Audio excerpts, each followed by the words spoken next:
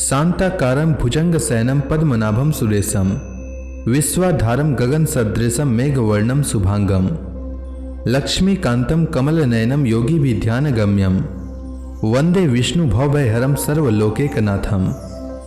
मंगलम भगवान विष्णु मंगलम गरुड़ध्वज मंगलम पुंडरीकाक्ष मंगलाय तनोहरि।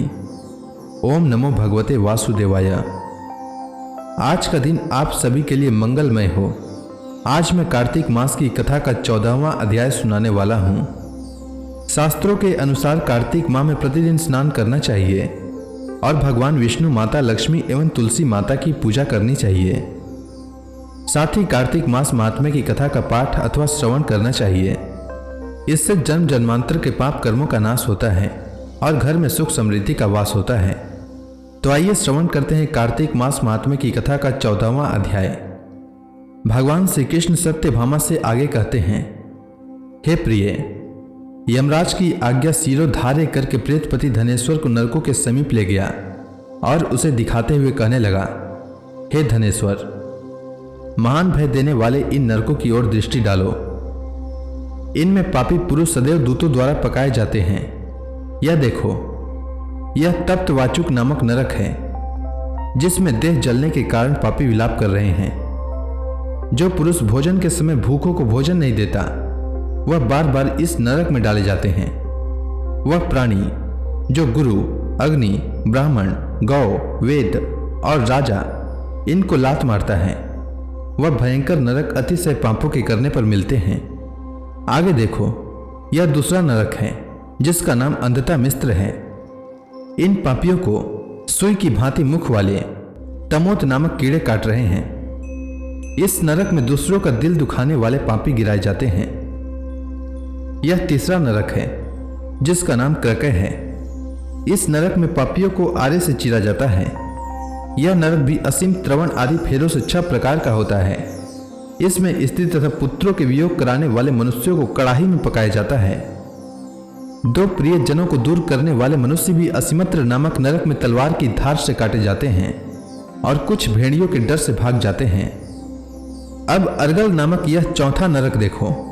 इसमें पापी विभिन्न प्रकार से चिल्लाते हुए इधर उधर भाग रहे हैं। यह नरक भी वध आदि भेदों से 6 प्रकार का है। अब तुम यह 5वां नरक देखो, जिसका नाम कुटसाल मली है।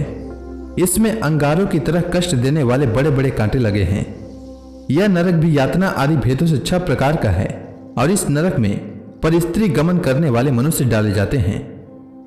अब तुम यह 6ठा नरक देखो। इस 6ठा उल्वण नामक नरक में सिर नीचे करके पापियों को लटकाया जाता है। जो लोग भक्ष का विचार नहीं करते, दूसरों की निंदा और चुगली करते हैं, वे इस नरक में डाले जाते हैं। दुर्गंध भेद से यह नरक भी 6 प्रकार का है। यह 7वां नरक है जिसका नाम कुंभीपाक है। यह अत्यंत भयंकर है और यह भी 6 प्रकार का है। इसमें महापातकी मनुष्यों को पकाया जाता है। इस नरक में सहस्त्रों वर्षों तक यातना भोगनी पड़ती है। यही रौरो नरक है। जो पाप इच्छा रहित किए जाते हैं वह सुख है, और जो पाप इच्छा पूर्वक किए जाते हैं वह पाप आर्द्र कहलाती है। इस प्रकार शुष्क और आर्द्र भेदों से यह पाप 2 प्रकार के होते हैं। इसके अलावा और भी अलग अलग 84 प्रकार के पाप हैं। अपकृण, पराक्तय, मलिनीकर्ण, जाति भ्रंशकर्ण, उपाय, अतिपाप, महापाप, यह 7 प्रकार के पातक हैं। जो मनुष्य जैसा कर्म करता है उसे इन 7 नरकों में उसके पाप कर्मों के अनुसार पकाया जाता है। चूंकि तुम्हें कार्तिक व्रत करने वाले प्रभु भक्तों का संसर्ग प्राप्त हुआ था, उससे पुण्य की वृद्धि हो जाने के कारण ये सभी नरक तुम्हारे लिए निश्चय ही नष्ट हो गए हैं। इस प्रकार धनेश्वर को नरकों का दर्शन कराकर प्रेतराज उसे यक्ष लोक में ले गए।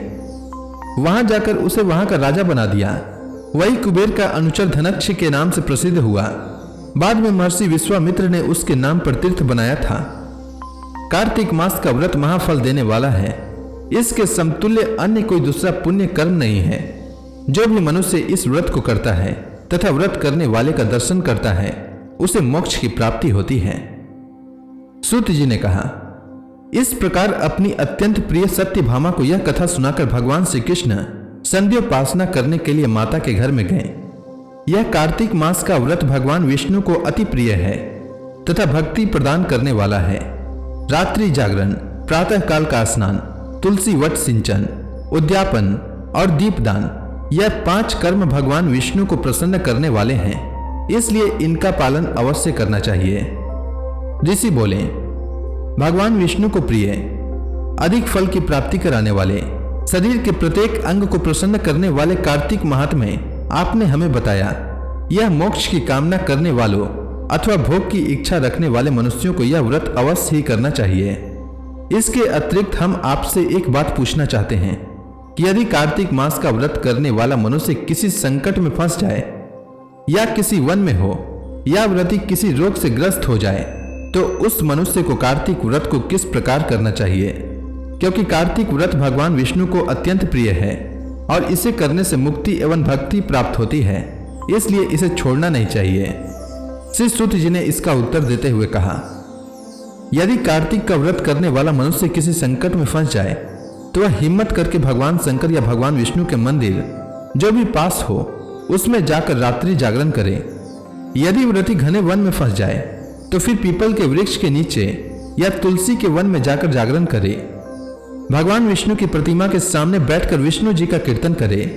ऐसा करने से सहस्त्रों गायों के दान के समान फल की प्राप्ति होती है। जो मनुष्य विष्णु जी के कीर्तन में बाजा बजाता है उसे वाजपेय यज्ञ के समान फल की प्राप्ति होती है।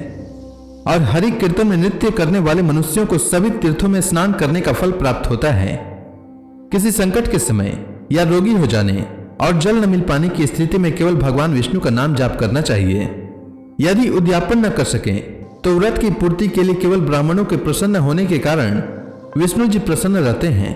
यदि मनुष्य दीप दान करने में असमर्थ हो तो दूसरे की दीप की वायु आदि से भली भांति रक्षा करे। यदि तुलसी का पौधा समीप न हो तो वैष्णव ब्राह्मण की पूजा कर लें, क्योंकि भगवान विष्णु सदैव अपने भक्तों के समीप रहते हैं। इन सब का न होने पर कार्तिक का व्रत करने वाला मनुष्य ब्राह्मण, गौ, पीपल और वट वृक्ष की श्रद्धा पूर्वक सेवा करे।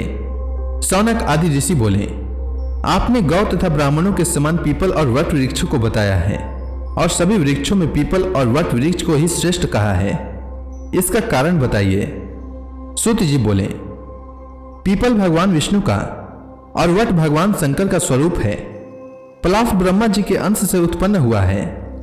जो कार्तिक मास में उसके पतल में भोजन करता है वह भगवान विष्णु के लोक में जाता है। जो इन वृक्षों की पूजा, सेवा एवं दर्शन करते हैं उनके सभी पाप नष्ट हो जाते हैं। ऋषियों ने पूछा, हे प्रभु, हम लोगों के मन में एक शंका है कि ब्रह्मा, विष्णु और शंकर वृक्ष स्वरूप कैसे हुए। कृपया आप हमारी इस शंका का निवारण कीजिए। सूत जी बोले, प्राचीन काल में भगवान शिव तथा माता पार्वती विहार कर रहे थे। उस समय उनके विहार में विघ्न उपस्थित करने के उद्देश्य से अग्निदेव ब्राह्मण का रूप धारण करके वहां पहुंचे। विहार के आनंद के वशीभूत हो जाने के कारण कुपित होकर माता पार्वती ने सभी देवताओं को शाप दे दिया। माता पार्वती ने कहा, हे देवताओं, विषय सुख से कीट पतंगे तक अनभिज्ञ नहीं हैं। आप लोगों ने देवता होकर भी उसमें विघ्न उपस्थित किया है, इसलिए आप सभी वृक्ष हो जाओ। सूत जी बोले, इस प्रकार कुपित माता पार्वती के श्राप के कारण समस्त देवता वृक्ष बन गए। यही कारण है कि भगवान विष्णु पीपल और शिव जी वट वृक्ष हो गए। इसलिए भगवान विष्णु का शनि देव के साथ योग होने के कारण केवल शनिवार को ही पीपल को छूना चाहिए, अन्य किसी भी दिन नहीं छूना चाहिए। तो इसी के साथ कार्तिक मास महात्म्य की कथा का 14वां अध्याय पूर्ण हुआ। अब आगे की कथा मैं कल लेकर आता हूं। तब तक के लिए भगवान विष्णु का नाम लेते रहें। तो प्रेम से बोलिए, भगवान विष्णु की जय, माता लक्ष्मी की जय, तुलसी माता की जय, श्री कृष्ण भगवान की जय, समस्त देवी देवताओं की जय।